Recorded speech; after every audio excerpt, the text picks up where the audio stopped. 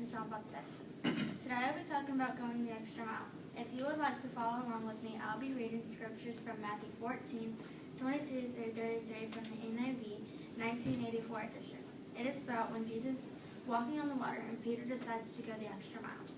The story begins in an afternoon when Jesus sent his disciples down to the boat.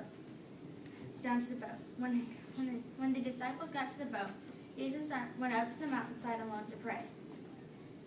When he went up to the mountainside, it was about 5 or 6 o'clock in the afternoon. When he came down from the mountain, it was about 3 o'clock in the morning. This means Jesus prayed for about 6 or 7 hours. What's the longest any one of us have prayed? Have you ever just taken the time to sit by yourself and talk to our Lord this long? Jesus shows us a good example of what we should do as Christians. When Jesus got back to the shore, the boat that the disciples were in had already drifted to the middle of the lake. Jesus started walking on the water toward the boat. As he got closer to the boat, the disciples saw him and got scared. In Matthew 14:26, the disciples cried out, "It's a ghost," because they were afraid. Jesus calmed them down by telling them who he was. As humans, we often get scared of certain situations. When we are in a group of people, we sometimes follow the crowd and do what everyone else is doing, even if what everyone else is doing is wrong. We let the fear that people will judge us or make fun of us stop us from doing what we know is right. We should always try to go the extra mile and do the right things in these situations. Peter in this situation decides that he is going to believe it is Jesus when none of the other disciples or other people in the boat believes.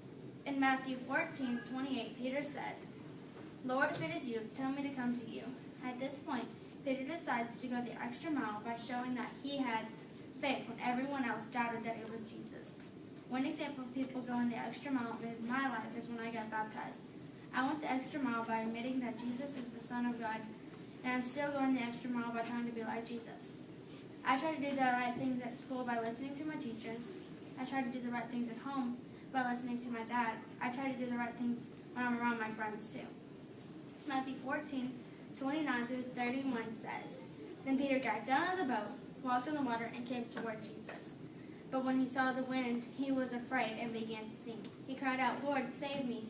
So Jesus immediately reached out his hand, grabbed Peter's hand, and even though Peter knew it was Jesus, he still got scared for a moment. And when he saw the waves being created by the huge gust of wind, he lost his faith in what Jesus could do for him. We should never doubt that Jesus can do things for us. We should always remember that he loves us no matter what we do, and that he will always be there to protect us when we need him. In Matthew 14:31, Jesus said, "You have little faith, why did you doubt?" And then they climbed into the boat. The wind died down. And then the disciples worshipped him, saying, "You truly are the Son of God." In this instant, Peter was changed by going the extra mile. He went the extra mile by climbing out of the boat and walking on the water toward Jesus. But he got scared and lost his faith in Jesus for a little bit, and he started to sink.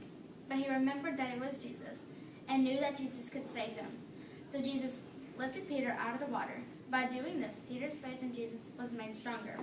Have there been situations in your life that your faith in Jesus was tested? What was the outcome of this situation? Did you pray to Jesus that he would help you in this situation? These are some of the questions that we should ask ourselves when we are faced with these situations that we feel we cannot handle by ourselves, or we are in a situation where we may be scared to do the right thing. We can use Peter's example of going the extra mile in our life by remembering that Jesus is always there to help us when we are scared, and he will never let us down.